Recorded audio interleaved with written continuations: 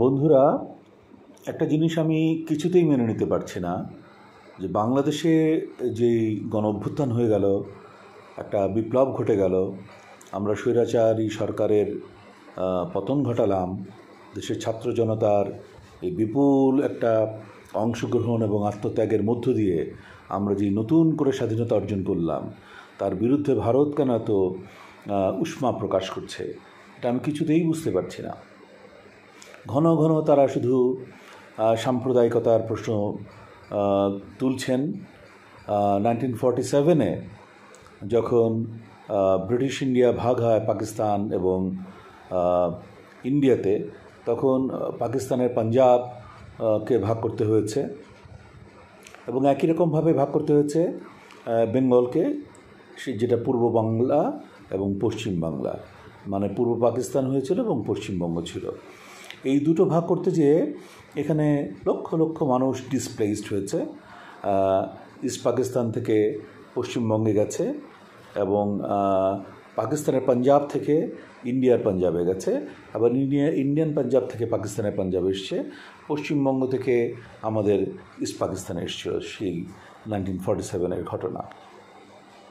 সেখানে কিন্তু প্রায় সমসংখ্যক মানুষ মারা গেছে, প্রায় 20 লক্ষ মানুষের মতো তখন নিহত হয়েছিল দাঙ্গায়, এবং সেটা সমসংখ্যক ছিল। 10 লক্ষের মতো হিন্দু, 10 লক্ষের মতো মুসলিম, বা মুসলিম তার চেয়ে একটু বেশি। কিন্তু এখন ভারতীয় মুখপাত্র বা ক্ষমতায় বসে ওনারা যদি কথা বলেন যে সেই সময় মুসলিমরা 10 লক্ষ হিন্দুকে মেরেছে আর বাকি অংশটুকু বলল না, এটা কিন্তু সারা বিশ্বকে একটু বিশ্বের বিবেককে নাড়া দেবে এবং ভুল একটা মেসেজ কিন্তু সারা পৃথিবীতে চলে যাচ্ছে।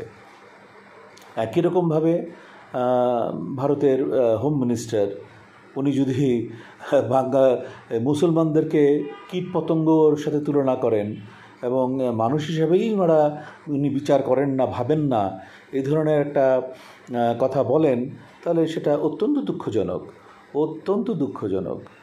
তারপরে দেখা যাচ্ছে যে ভারতের নরেন্দ্র মোদী প্রধানমন্ত্রী, তিনি এই যে লোকসভা নির্বাচনে যতগুলো ভাষণ দিয়েছেন, দেখা গেছে সেই সমস্ত ভাষণের 87% ভাষণ, মানে যদি ধরে নেই যে 150 ভাষণ দিয়ে 173টা ভাষণ দিয়েছেন, ইনফ্যাক্ট এর মধ্যে প্রায় 126-27টা ভাষণেই মুসলিম বিদ্বেষ তীব্রভাবে প্রকাশ পেয়েছে এবং এটা সারা বিশ্বেই আলোচিত সমালোচিত হয়েছে।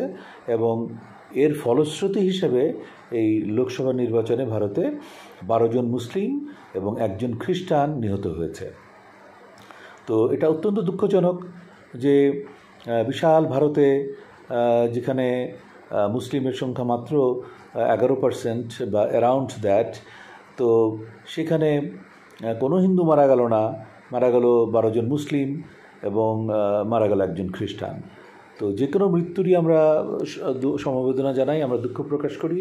কোনো মৃত্যুই কাঙ্ক্ষিত নয়, কারো উপরে টর্চার হোক সেটাও কাঙ্ক্ষিত নয়, কিন্তু ভারতের বিবেক যেন জাগ্রত হয়, তারা যেন অকারণে এই ধরনের উস্কানিমূলক কথাবার্তা না বলেন।